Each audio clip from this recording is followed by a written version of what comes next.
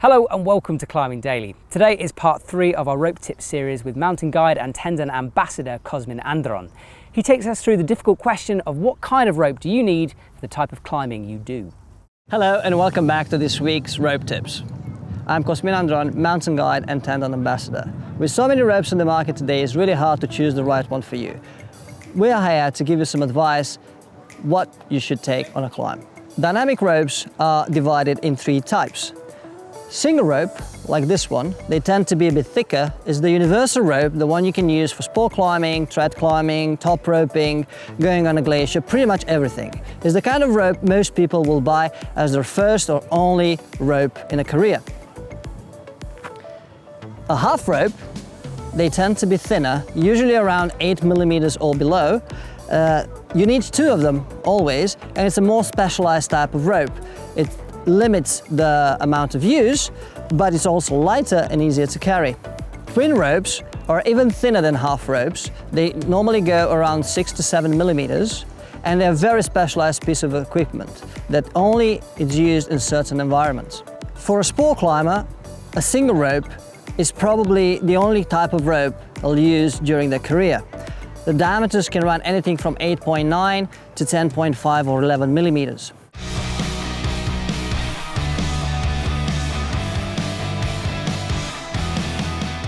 You can identify a single rope not so much through the diameter, but through the symbol.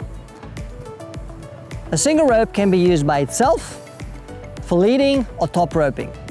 If you are planning to use your rope for top roping or in a gym situation, length doesn't matter so much, but the diameter is preferably to be a bit thicker.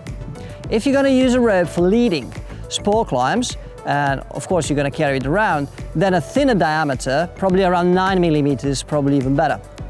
It's lighter, stretches more, catches better the falls.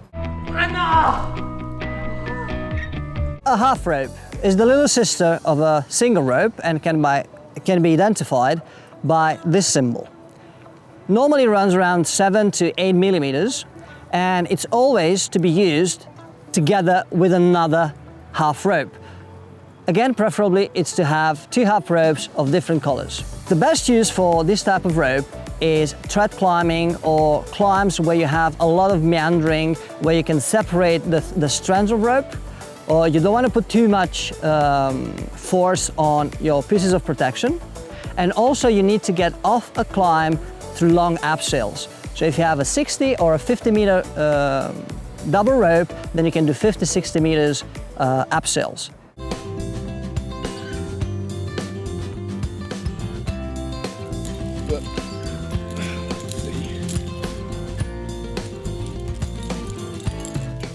The twin rope is the little sister of the half rope.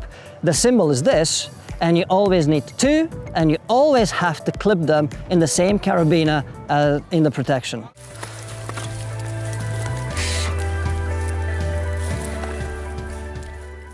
I would use a twin rope when I have a slight chance for one of the strands to be caught on a sharp edge or on an ice screw or on something really sharp.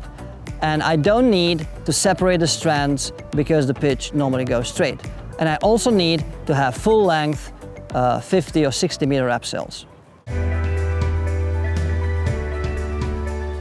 For both the half and the twin ropes, the great advantage is that you can tie both ends together and then use the full meter rope abseils, 50 or 60 meters depending how long your half or twin ropes are. Choosing a rope is something very personal, and it depends on the type of climber you are and the type of climbs you do. Make sure you check out the chart that you have now on the screen, which indicates which model of rope from Tendon is good for what kind of use, and also refer to the website in the link below. Thanks for that, Cosmin. Remember, if you need a Tendon rope or any type of rope, I'll put a link in the copy below to the EpicTV shop. Thanks for watching, and I'll see you soon.